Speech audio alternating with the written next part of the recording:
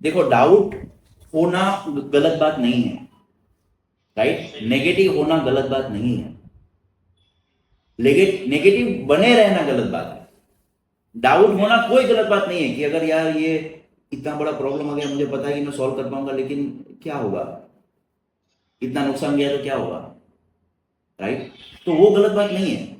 उसी डाउट को पकड़े रखना ना कि भाई तेरे को जाने नहीं दूंगा, डाउट ही करूंगा पूरा टाइम, ये गलत बात।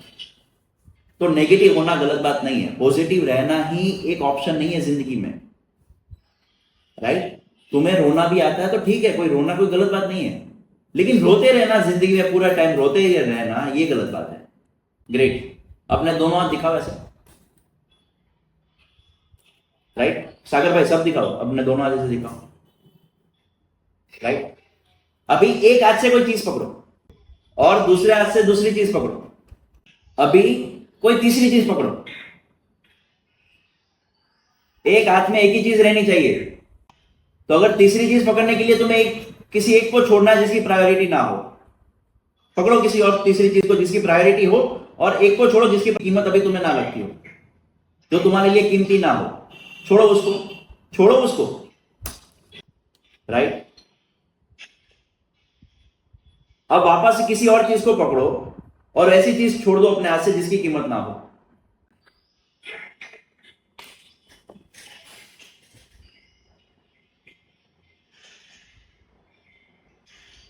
अब ये चारों चीज को दोनों हाथ में पकड़ो, चारों चीज को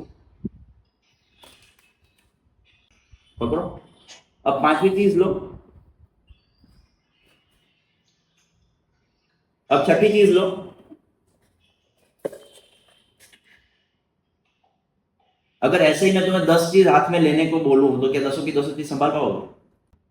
तो तुम्हारी लाइफ में कोई प्रॉब्लम आ रहा है, तुम्हारी लाइफ में कुछ कोई प्रायोरिटी तुम्हें कोई ऐसी नजर आ रही है सामने, तो तुम्हें जो प्रायोरिटी नहीं है उसको छोड़ना पड़ेगा ना थोड़े समय के लिए। अब तुम उसको भूल जाओगे कि अरे यार मैंने पेन छोड़ दिया, ये तो मेरी इतनी कीमती कीमती, अभी उसकी जरूरत नहीं है।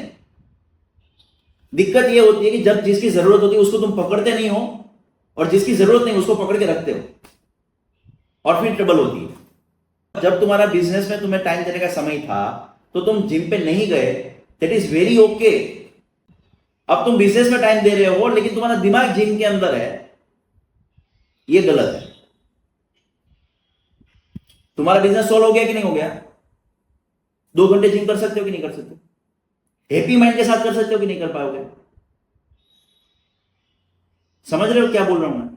तो अगर तुम्हारा प्रायोरिटी तुम्हारा जिम है तो हो सकता है ना कि दूसरे दिन प्रायोरिटी कुछ और हो। अगर सब कुछ पकड़ने जाओगे तो एक समय तक तुम पकड़ भी पाओगे।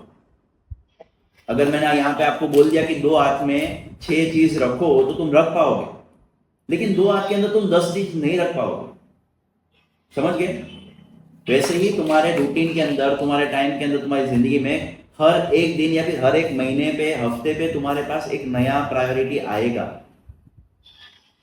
दिक्कत यही हो जाती है ना मेरी जान, कि जब तुम्हें ये पता ना हो कि किसको कौन से टाइम पे प्रायोरिटी देनी है और पुरानी चीज को पकड़ के रखते हो। गर्लफ्रेंड चली गई तो जाने दो, शादी हो गई है ना, तो ये प्रायोरिटी।